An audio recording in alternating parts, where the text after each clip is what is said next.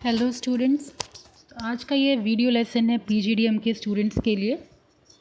और जो टॉपिक काफ़ी दिन हो चुका है और हम लोगों की क्लास में शायद इंडस्ट्रियल पॉलिसी शुरू हो चुका था, तो अब बीच से शुरू करने से बेटर है, सिर्फ इंट्रोडक्टिव हुआ था इंडस्ट्रियल पॉलिसी का।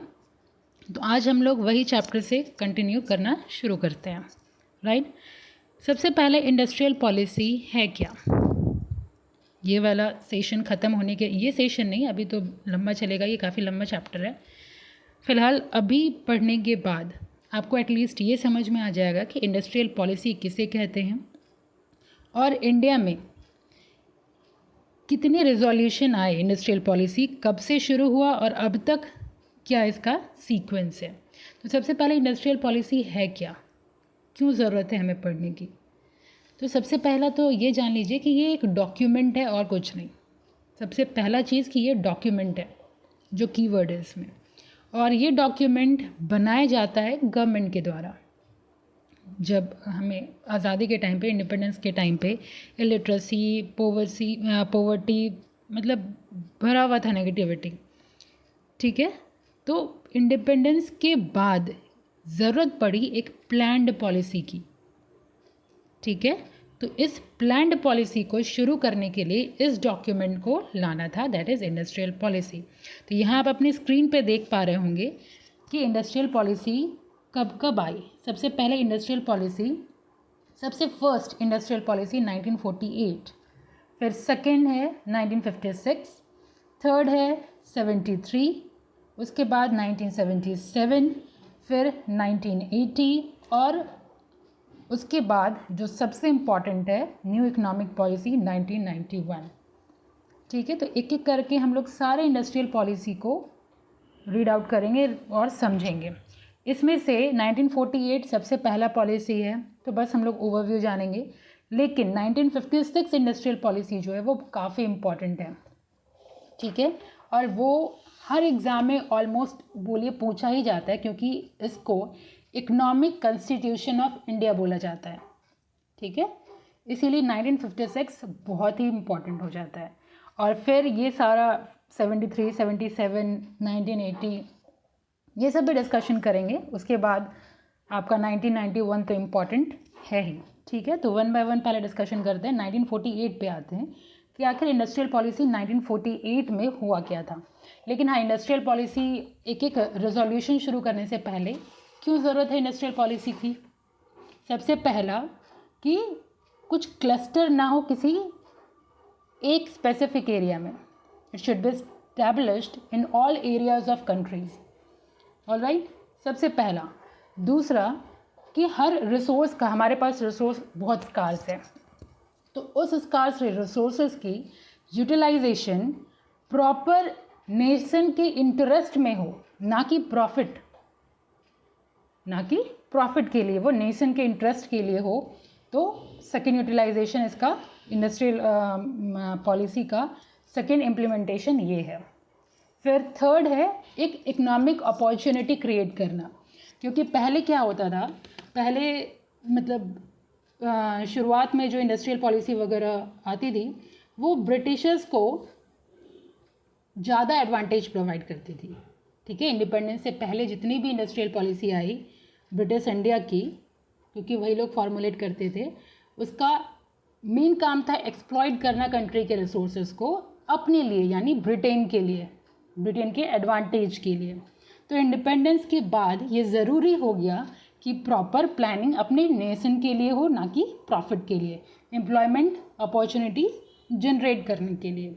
और मतलब काफ़ी पावर गवर्नमेंट के पास होना चाहिए रेगुलेट करने के लिए इंडस्ट्री को, ठीक है। तो ये सारा ऑब्जेक्टिव हो जाता है आपका इंडस्ट्रियल पॉलिसी की, क्यों ज़रूरत पड़ा ये इंडस्ट्रियल पॉलिसी और ये डॉक्यूमेंट बनाने की क्या ज़रूरत है, ठीक है। आई होप ये क्लियर है। अब आते हैं इंडस्ट्रियल पॉलिसी रेजोल्यूशन 1948 में। देखिए 1948 में बेसिकली 4 कैटेगरी में बांटा गया है। The first industrial policy was announced on 6 अप्रैल 1948। ये तो फैक्ट्स एंड फिगर की बात है, ये तो याद रखना पड़ेगा ही आपको।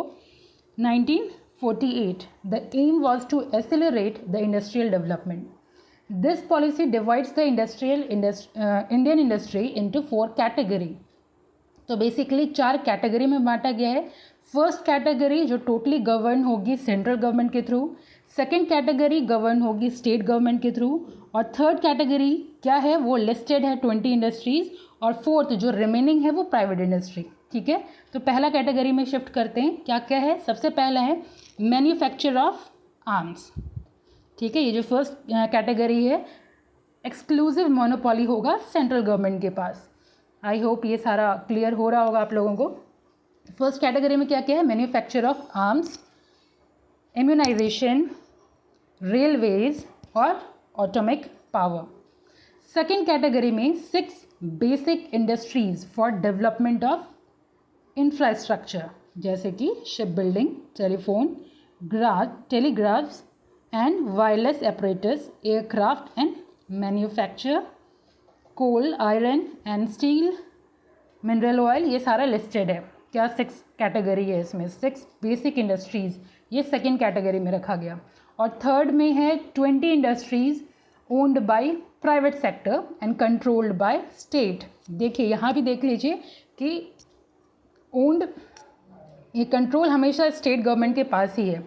और ये 20 इंडस्ट्री कौन कौन सी है ये यहाँ पे लिस्टेड है। अब फोर्थ कैटेगरी में आ गया जो रिमेनिंग इंडस्ट्री है वो owned and control by private sector. यानी 1948 के रेजोल्यूशन के टाइम में प्राइवेट सेक्टर को ज़्यादा इम्पोर्टेंस नहीं दिया जा रहा था। गवर्नमेंट कोशिश कर रही थी सारा का सारा पावर सेंट्रल गवर्नमेंट के पास ही रहे। ठीक है, अब आते हैं फीचर्स पे। इंडस्ट्रियल पॉलिसी के फीचर्स के 1948 के फीचर्स क्या है? सबसे नंबर 1 है acceptance given to both public and private sector, 10 industries reserve for both the sector. ठीक है। Second, importance of small and cottage industry in industrial development leading to the utilization of local resources and the creation of employment opportunity। वो हम लोग objective में भी discussion कर चुके थे कि एक स्मॉल और कॉटेज इंडस्ट्री को भी डेवलप करने की बात हुई थी और इम्पॉर्टेंट एम्प्लॉयमेंट अपॉर्चुनिटी की भी बात हुई थी। ये सेकेंड फीचर्स है। थर्ड है role of foreign capital in industrial development was recognised but need for regulating and controlling it according to the needs of domestic economy was very much essential.